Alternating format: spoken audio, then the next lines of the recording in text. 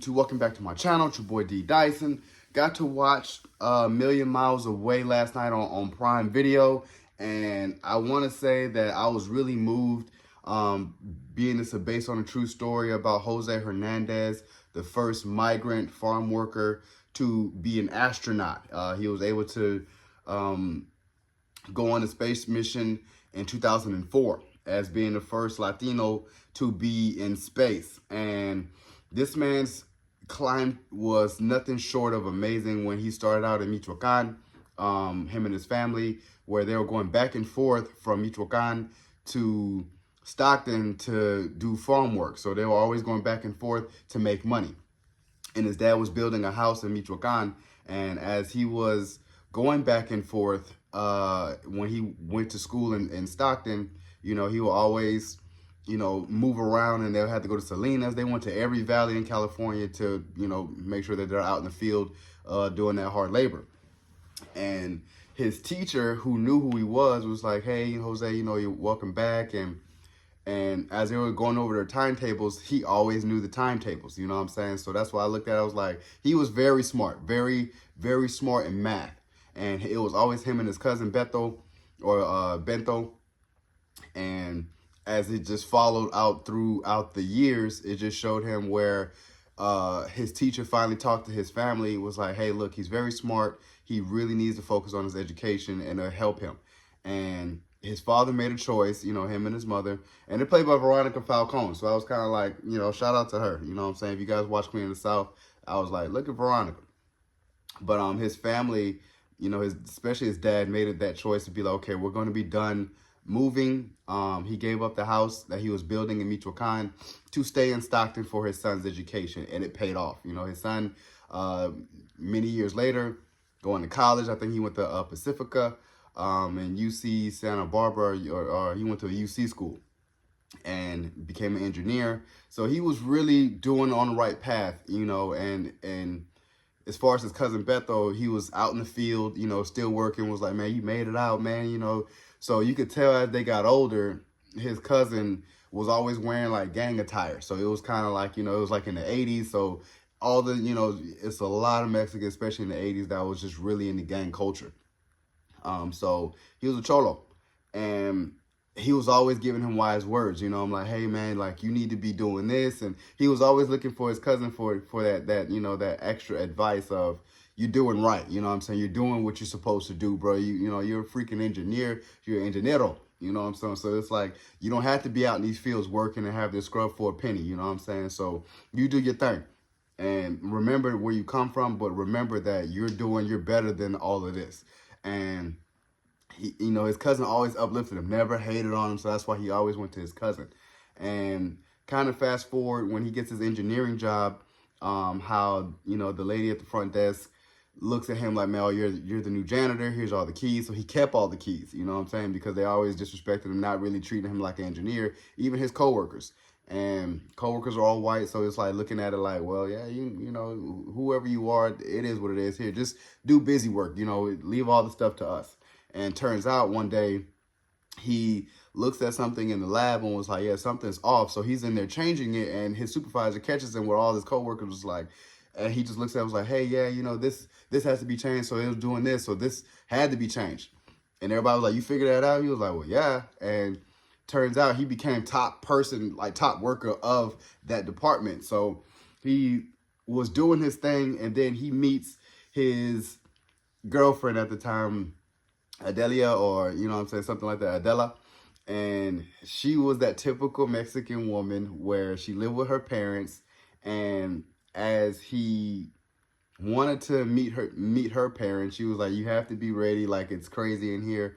And he didn't really know what that meant, but when he walks in the house, you know, she got two gang cousins that's sitting up on the couch just staring at him, you know, just, you know, like I said, you know, I feel like every Mexican family had someone in gangs at that time, and they just kind of staring at him. Then her dad walks in, and, you know, and her dad was like, hey, look, you know, if you want to go on a date with my daughter, it seemed like there's no dates with my daughter. If you want to see her, you come during the day. I have to be home, you know. So, and he was like, yeah, okay, cool, you know. And he did all of it. Like, he was making sure that he did all of it, where he was just like, I'll come during the day. And then the dad was like, damn, you persevering, like, okay.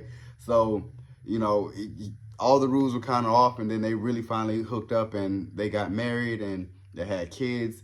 And when he told her about his dream was to become an astronaut, she laughed in his face. But he was always writing to NASA. Even when he got his job, he was writing to NASA to be in the space program. They always denied him. So I remember when they were living together, he comes home from work one day and she was like, yeah, it's always about me, because he's really dedicated to his job.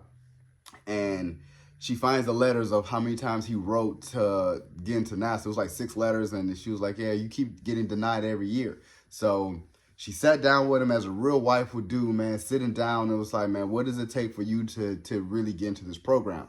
And he said, oh, look, I got to go to Siberia for this program. And, I got to learn how to be a pilot. And this man did everything he needed to do to be all of it. You know what I'm saying? And he really worked his ass off and had his wife really supporting him. It was times where it's like, hey, the kids need help. The kids need you. And she has to balance all that. She was on her second kid, and she had to really endure being give up her goals of owning a restaurant to be a housewife for him, because he was never home. He was always doing his craft, always trying to work. And even when he came home, she used to be like, it's always me, me, me, me, me. So it was like, well, this is what it takes, So it was a lot. It was a lot they had to endure over the years. And even as he got more money, he was making more money, he got a house, they had more kids.